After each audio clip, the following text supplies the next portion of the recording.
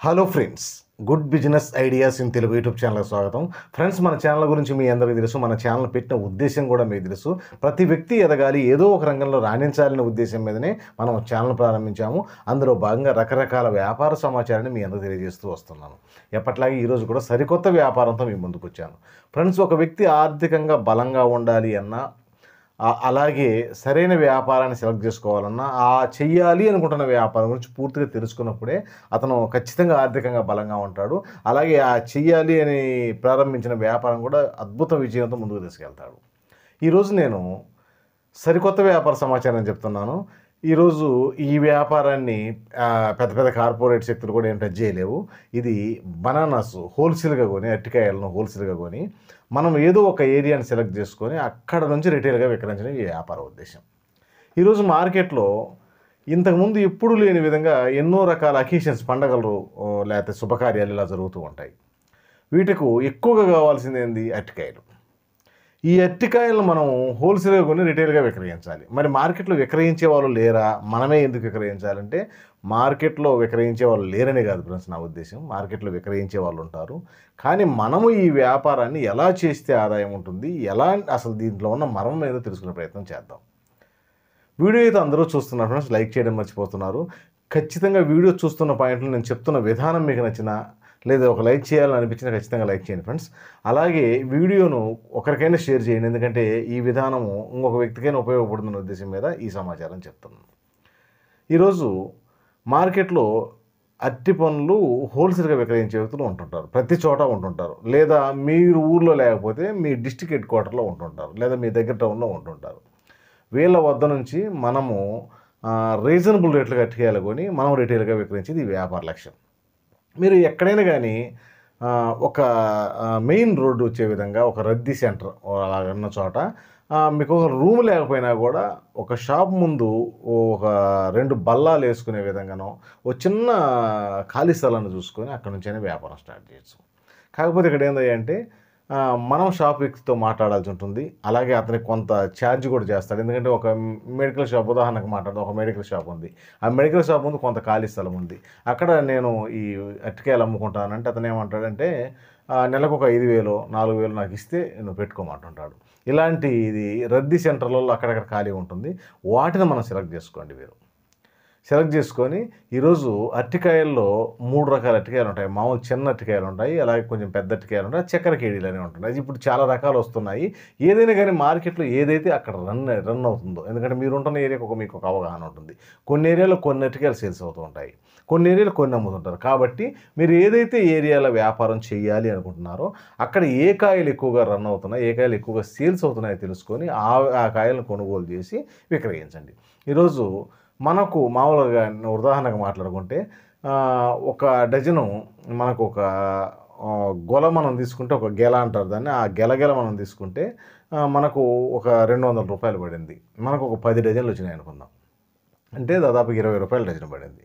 మనము 30 నుంచి 30 కానీ 40 కానీ, అంటే ఏదైనా అరటికాయలు ఎలా ఉంటుందంటే తక్కువలో తక్కువగా కొంచెం మనకు ఆదాయం కావాలంటే కనీసం ఒక డజన్కు 10 రూపాయల ఆదాయం నుంచి పైన తీసుకునే ప్రయత్నం చేస్తారు.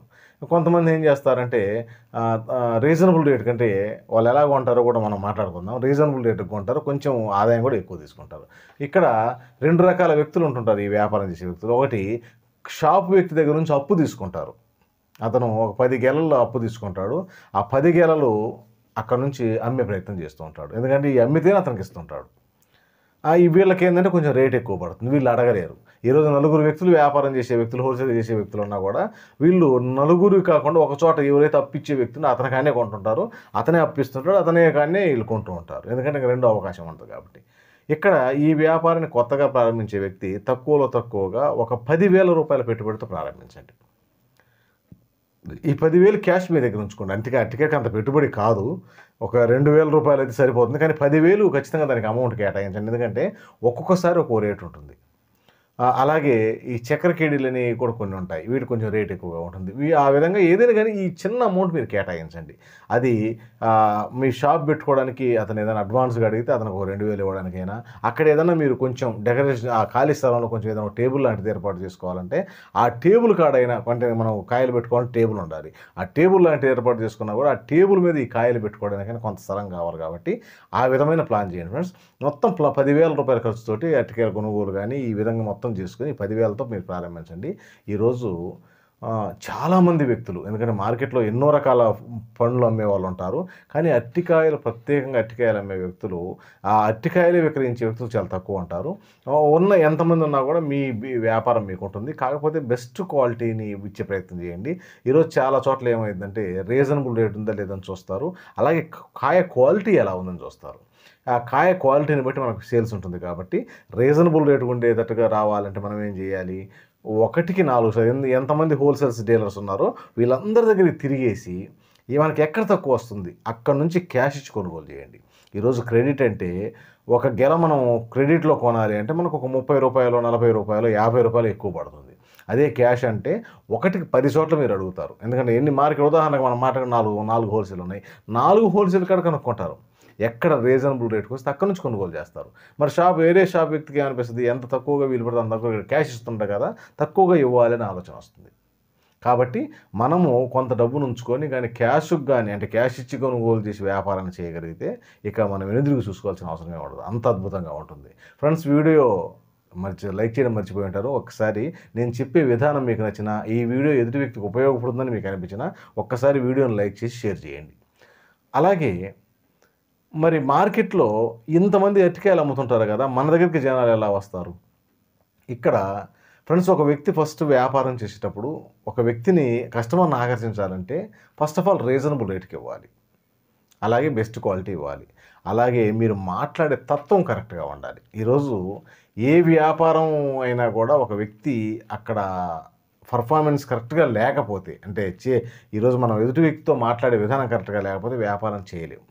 కాబట్టి నాకు ఆ లక్షణం ఉన్నదని మీకు అనిపిస్తే మీరు ఖచ్చితంగా ఈ వ్యాపారానికి అర్హులు. ఆ లక్షణం అంటే ఎదుటి వ్యక్తితో మాట్లాడే నైపుణ్యం నా దగ్గర ఉంది అని గాని అనిపిస్తే మిమ్మల్ని కొట్టిన వ్యక్తి లేడు. అద్భుతంగా ఉంటుంది ఈరోజు. ఈరోజు చాలామంది తక్కువ పెట్టుబడితో చేసే వ్యాపారం కావాలంటారు. ఇంతకన్నా తక్కువ పెట్టుబడితో చేసే వ్యాపారం మార్కెట్‌లో చాలా తక్కువగా ఉంటాయి. ఇది ఎక్సలెంట్‌గా ఉంటుంది. ఒక వ్యక్తి ఇల్లులు తిరగాల్సిన అవసరం లేదు. ఆ బరువు మోయాల్సిన అవసరం లేదు. ప్లేస్ కరెక్ట్‌గా సెలెక్ట్ చేసుకోండి.